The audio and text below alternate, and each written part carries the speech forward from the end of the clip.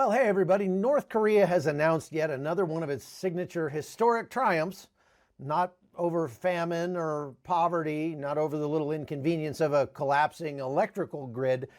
No, Pyongyang proudly claims it has now won the war on religion. According to the regime, independent belief has been so thoroughly crushed that only a few stragglers remain. The government presents this like it's an Olympic record, and Kim Jong is standing on the gold podium holding a confiscated Bible instead of a medal. Before we talk about that, let's have a word from our sponsors.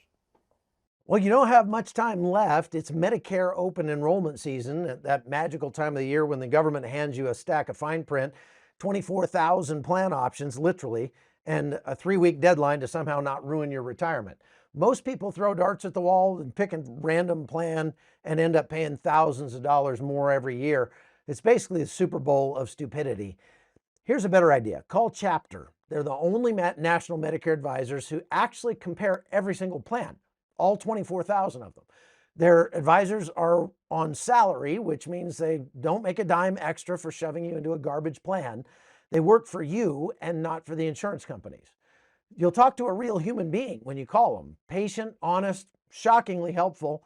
They'll walk you through everything in under an hour, and it's free. It's fast, and they'll even tell you if you're already in the right plan. So no pressure, no nonsense. Unless you just love paying too much and losing your doctor, pick up the phone. Call 636-812-6714. That's 636-812-6714. Medicare open enrollment is open right now, but it closes December 7th. And when it closes, that's it. So don't be the person that waits until it's too late. Call Chapter right now. So this latest victory comes through the Deutsche Welle's reporting, and it's exactly the kind of self-congratulation you'd expect from a government that edits time and space to keep the supreme leader looking brilliant. Religion, especially Christianity, has always been treated as a dangerous rival.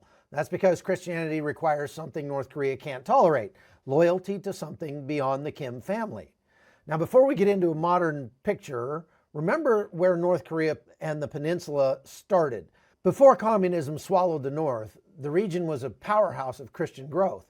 Pyongyang wasn't famous for missile launches. It was famous for being the Jerusalem of the East. There were roughly 3,000 churches in what is now North Korea, and close to 1/6 of Pyongyang's population openly identified as Christian.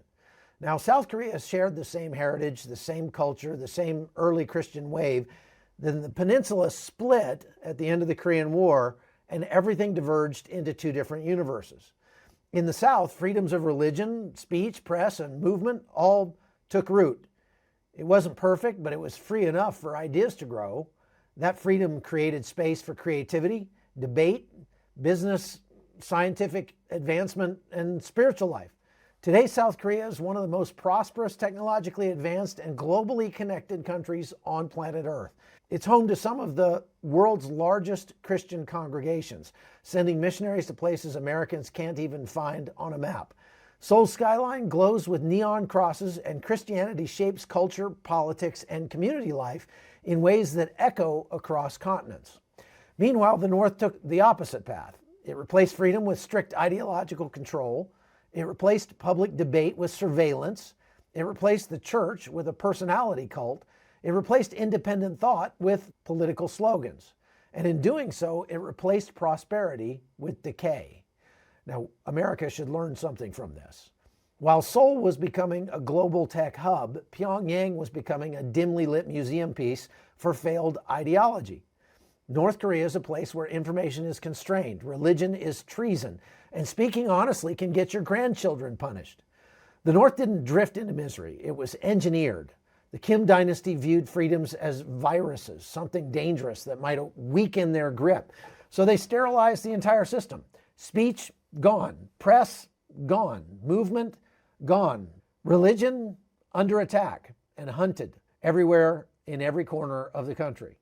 When you suffocate everything that makes humans inventive, resilient, and cooperative, you don't get order. You get what North Korea has now, a society held together by fear and famine. That brings us back to Pyongyang's big declaration of victory over religion. By the 1970s, about 50 years ago, Christianity in North Korea had already been pushed underground. Most churches were destroyed or turned into storage. Pastors were imprisoned, executed, or fled south. Entire families were erased under the 3 generations rule, which punishes grandparents and grandchildren for the spiritual choices of one person. The state wanted Christianity wiped out, not merely minimized. Exact numbers from that period are impossible because the regime didn't exactly publish census data on the people they were busy persecuting. But by all accounts, public Christianity had essentially disappeared.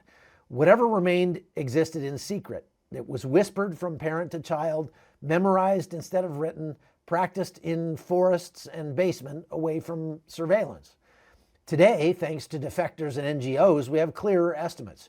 Most serious research points to around 400,000 secret Christians in North Korea. Some estimates go higher, about 500,000.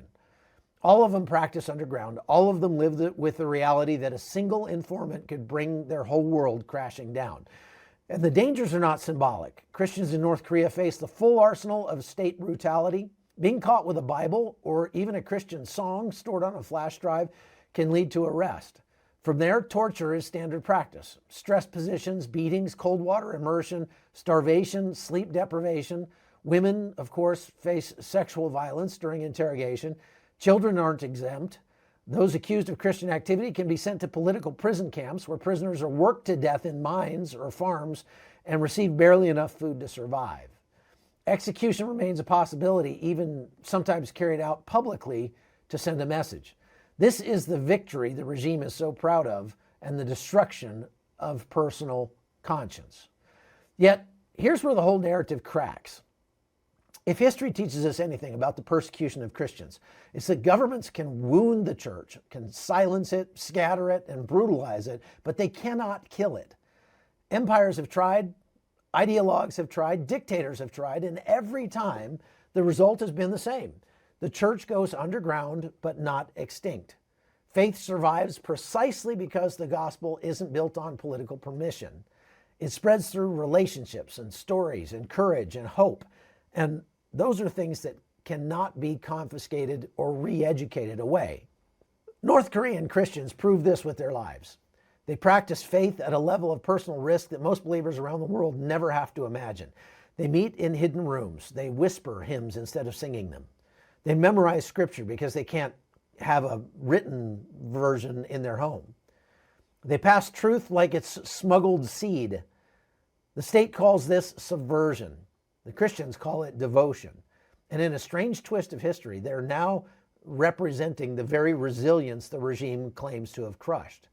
Meanwhile, the South demonstrates something else entirely. What happens when a freedom is allowed to breathe? Christianity flourished in South Korea, not because it had special treatment, but because it had space. That same space allowed business to flourish, it allowed education to flourish, it allowed culture to flourish. South Korea went from one of the poorest nations on earth in the 1950s to one of the richest within 2 generations. Freedom didn't guarantee success, but it gave people the chance to build it. In the North, the opposite conditions led to the opposite outcome. Suppressing faith didn't produce unity. Suppressing speech didn't produce stability. Suppressing creativity didn't produce strength. Instead, it produced a stagnant, impoverished society where fear is the operating system. Now, this contrast is the whole story. 2 Koreas, same people, same history, same potential, completely different outcomes because one side embraced freedom and the other tried to suffocate it. So when North Korea declares victory over religion, it's revealing something it didn't intend to reveal. It's admitting, loudly, mind you, that it fears the very thing it claims to have defeated. If Christianity were truly dead, the regime wouldn't need to keep talking about it. If conscience were truly erased, surveillance wouldn't need to be constant. If the church were truly gone, there wouldn't be hundreds of thousands of underground believers still willing to risk everything. So the louder the regime celebrates, the clearer it is that the struggle continues. Across the DMZ, South Korea's thriving Christian community stands as a reminder of what North Korea lost and what it fears.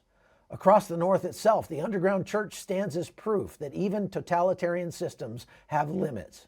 You can starve faith, torture it, bury it, outlaw it, and call that a victory. But belief has a way of surviving anyway.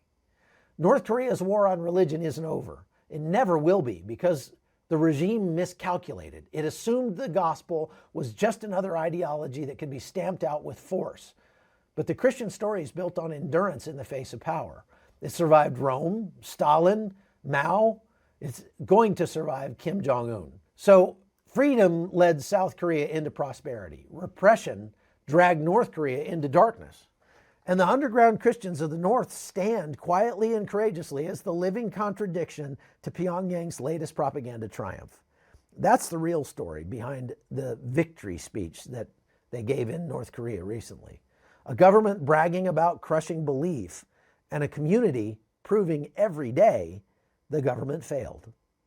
That's all I've got for today. Thank you for watching The Hot Zone. Please go to chuckholton.com and become a supporter if you like this kind of content. And please make sure you like and share it with your friends and subscribe to the channel here on YouTube. God bless you. We'll see you next time.